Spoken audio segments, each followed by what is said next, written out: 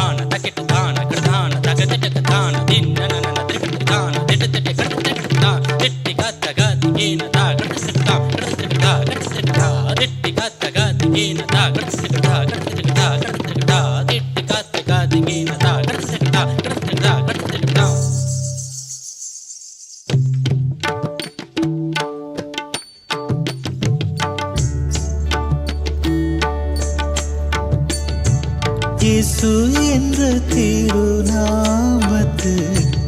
எப்போதுமே மிக ஸ்தோத்திரம். இயேசு என்ற திருநாமத்துக்கு எப்போதுமே மிக ஸ்தோத்திரம்.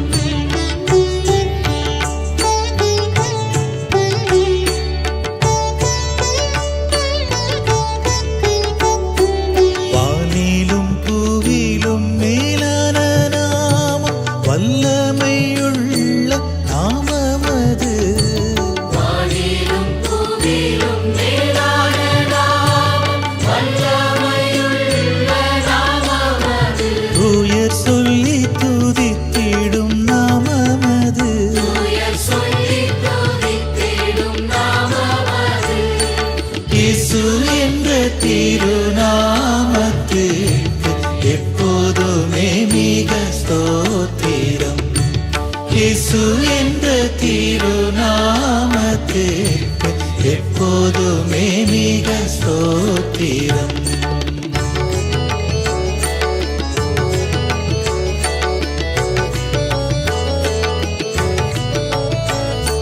பாவத்திலே மாளும் ஆவியை மீட்க ஆறினில் வந்த மெய் நாமமது.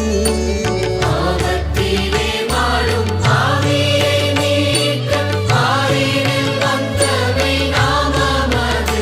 பரலோகத்தில் சேர்க்கும் நாமமது. பரலோகத்தில் சேர்க்கும் நாமமது. இயேசு என்ற திருநாமத்துக்கு எப்போதுமே மிக ஸ்தோத்திரம். இயேசு என்ற திருநாமத்துக்கு எப்போதுமே மிக ஸ்தோத்திரம்.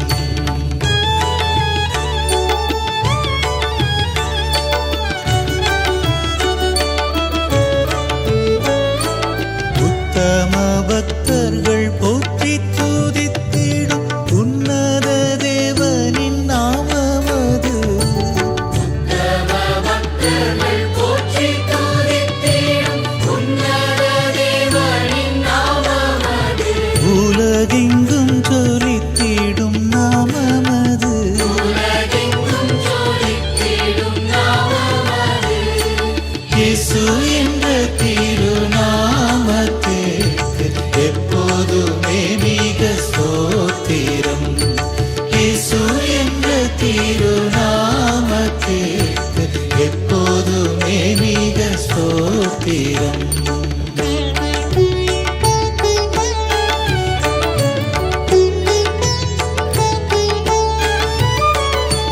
சஞ்சலம் வருத்தம் சோதனை நேரத்தில் தாங்கி நடத்திடும் நாமமது. சஞ்சலம் வருத்தம் சோதனை நேரத்தில் தாங்கி நடத்திடும் நாமமது. தடை முற்றும் அகற்றிடும் நாமமது. தடை முற்றும் அகற்றிடும் நாமமது. இயேசு என்ற திரு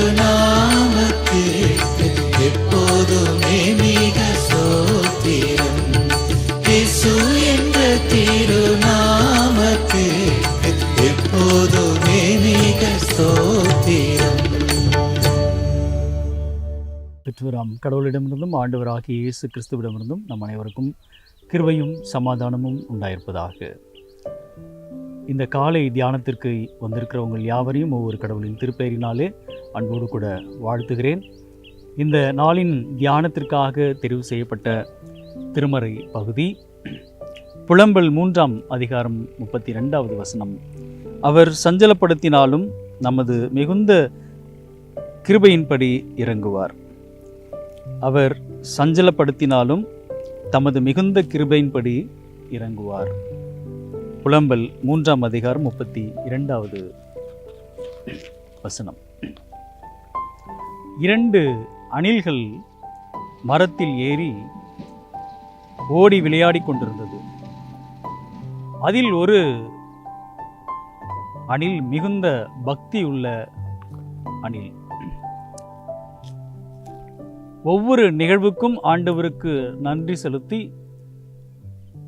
வாழக்கூடிய ஒரு பக்தி உள்ள வாழ்வை அது முன்வைத்திருந்தது. அதனுடன் இருந்த மற்றொரு அணிலானது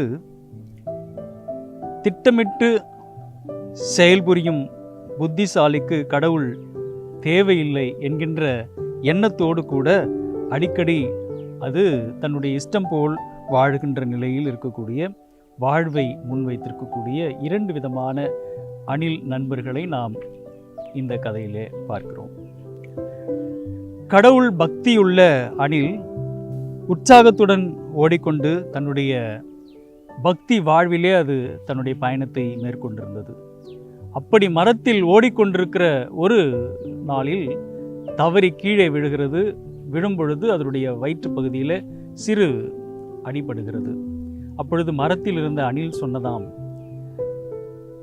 எப்பொழுதும் கடவுள் பக்தியோடு இருப்பாயே, இப்பொழுது நீ கீழே விழுந்தாயே என்று அதை பார்த்து கேலி செய்ததாம்.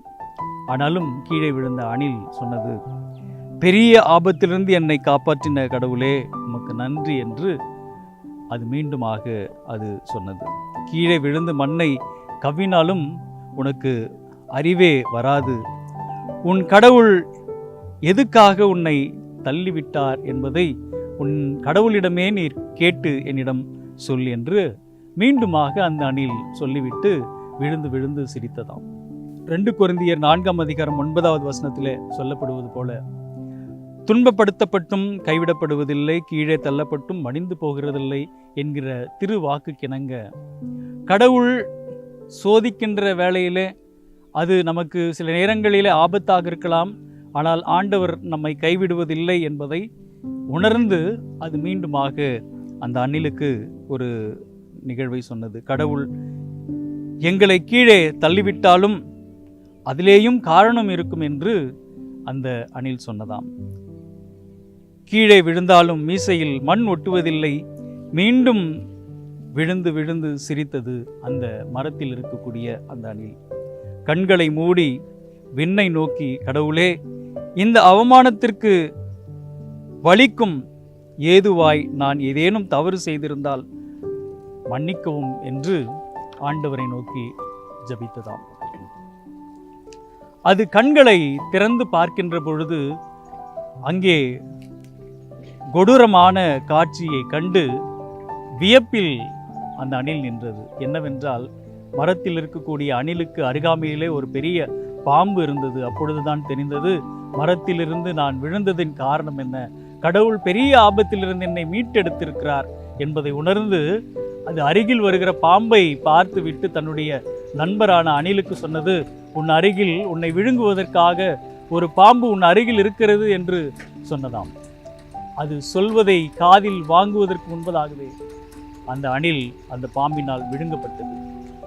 அப்படி திருமறையிலே நாம் காணுகின்ற பொழுது பிரமிப்பூட்டும் ஒரு கதாபாத்திரத்தை நாம் பார்க்க முடியும்.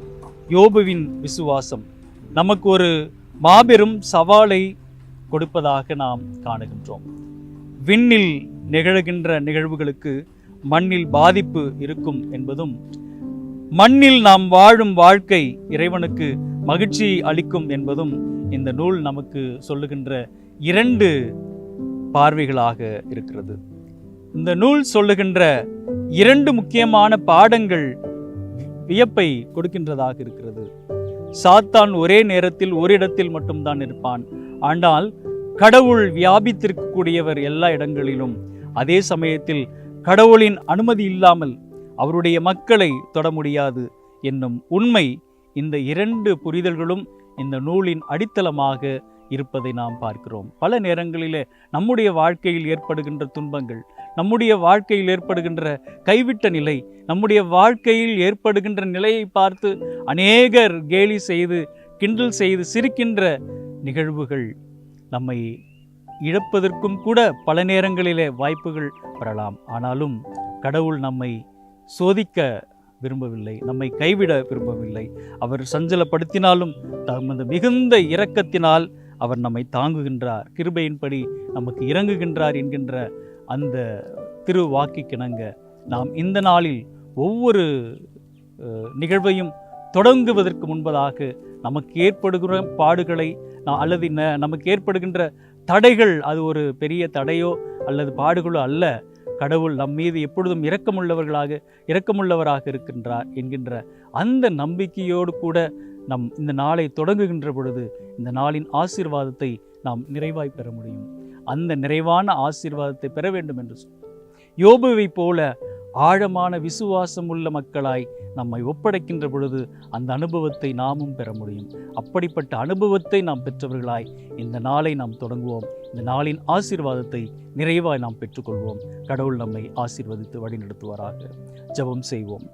எங்களை ஒவ்வொரு நாளும் பாதுகாத்து வழிநடத்தி வருகிற எங்கள் தாயும் தந்தையுமாகி அன்பு நிறைந்த கடவுளே, எங்களுடைய வாழ்வில் ஏற்படுகின்ற அநேக சோதனைகள், சஞ்சலங்கள், இடர்பாடுகள், வேதனைகள், பாடுகள், ஏமாற்றங்கள் இவைகளை கண்டு நாங்கள் எப்பொழுதும் சோர்ந்து போகாமல் எப்பொழுதும் தமது மிகுந்த கிருபையின்படி இறங்குகிறவராய் இருக்கிறீர். எங்களை வழிநடத்துகிறீர், எங்களை தாங்குகிறீர், எங்களை சுமக்கிறீர், எங்களை கைப்பிடித்து அழைத்து செல்லுகின்ற கடவுளாய் எங்களோடு பயணிக்கிறீர் என்கின்ற அந்த விசுவாசத்தோடு கூட இந்த நாளின் பயணத்தை நாங்கள் தொடங்குவதற்கு தேவையான உற்சாகத்தை நீர் கொடுத்து நீர் வழிநடத்தி அருள வேண்டுமாய் இடத்திலே மன்றாடுகின்றோம். இந்த நாளிலே நாங்கள் கையெடுத்துக் கொள்கின்ற ஒவ்வொரு நிகழ்வுகளும் உடைய பிரசனத்தினால் நிரப்பும், உடைய வழிநடத்தினால் எங்களை ஆசீர்வதிக்க வேண்டுமாய் இடத்திலே ஜெபிக்கிறோம். எங்களுடைய குறைவுகள், குற்றங்கள் எல்லாவற்றையும் மன்னித்து ஆண்டவர் நீர் எங்களை வழிநடத்தி அருள வேண்டுமாய் இடத்திலே ஜெபிக்கிறோம். அநேகருக்கு நாங்கள் சாட்சி உள்ளவர்களாக எங்களுடைய விசுவாச வாழ்வு அநேகருக்கு நாங்கள் சாட்சியை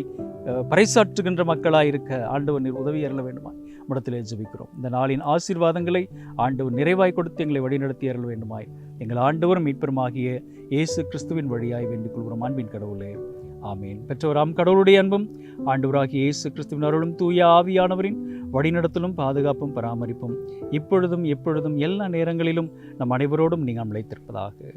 ஆமீன்.